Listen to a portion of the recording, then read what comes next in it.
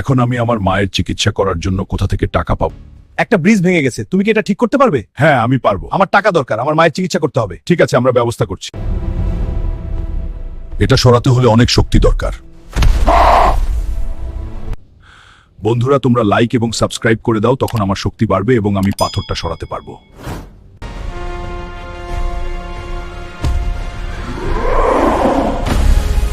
Hulk, তুই আমাদের ব্রিজটা ঠিক করে দিলি, তুই আমাদের বাঁচালি।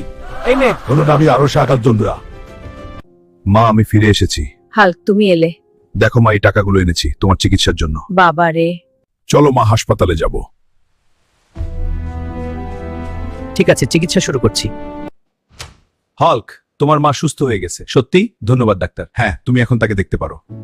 ডাক্তারগুলোকে অনেক টাকা দিচ্ছি। ধন্যবাদ হাল্ক। চল মা, বাড়ি যাই। হ্যাঁ বাবা, চলো।